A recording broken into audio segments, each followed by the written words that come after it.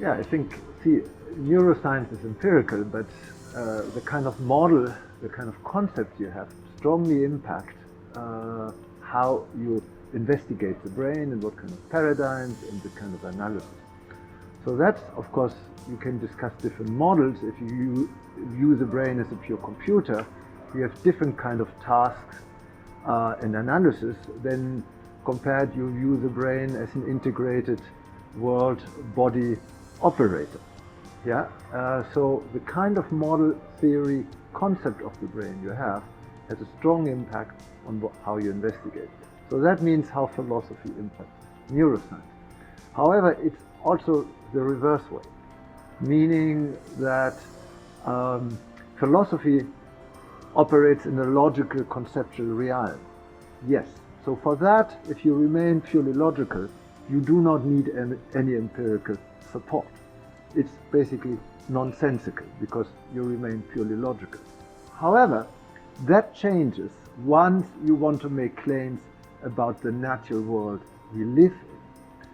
Because then you need to support your logical claims, whether they're empirically plausible, by empirical data and facts.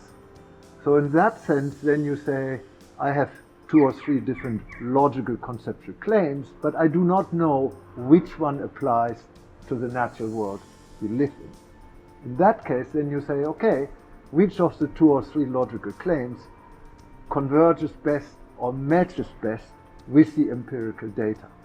And then you can say maybe that logical conceptual claim is more likely to apply to the natural world than the others. So that's where you see the need for a neuroscientifically informed philosophy of the natural world. Obviously, if you just stick to the logical world and have no claims for natural plausibility, then you don't need the neuroscience.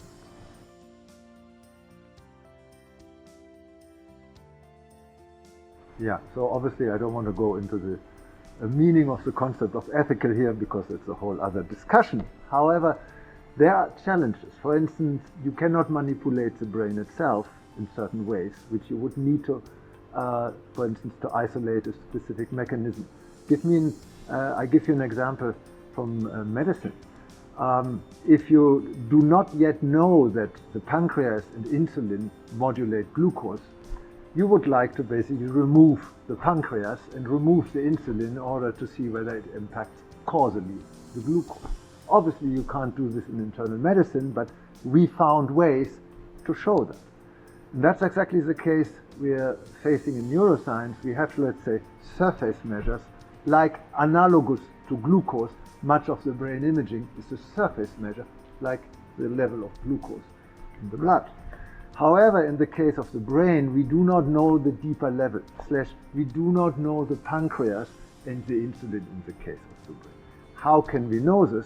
We cannot manipulate this causally in the brain. And so that's, of course, an ethical challenge.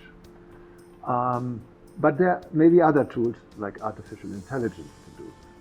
And of course, another ethical challenge is, at least as a psychiatrist, speaking now as a psychiatrist, I would consider that we do not really, that we still provide a diagnosis and therapy with this subjective and trial and error. And I consider that is an ethical problem because we haven't really the tools yet to make a proper diagnosis and therapy in this disorder. And then, of course, there's a whole ethical challenge of how much can we manipulate the brain, to which degree, by deep brain stimulation or other stimulation tools.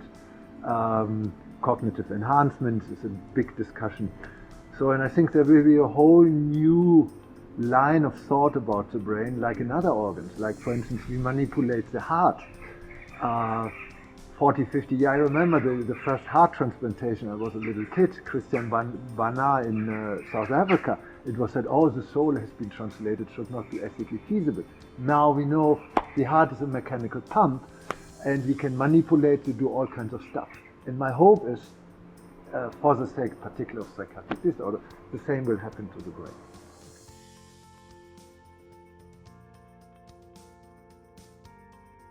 So first I must say it's a wonderful organization. As I said, better than the Japanese. And it's a beautiful setting, obviously, here also the interview, so I'm really thankful for that. And you brought a very interesting mix of people together, and one really important key feature is here, they're open. They're really open to each other, and that's what you need. Because dialogue means you have to speak through. Yeah, that's the original meaning of dialogue.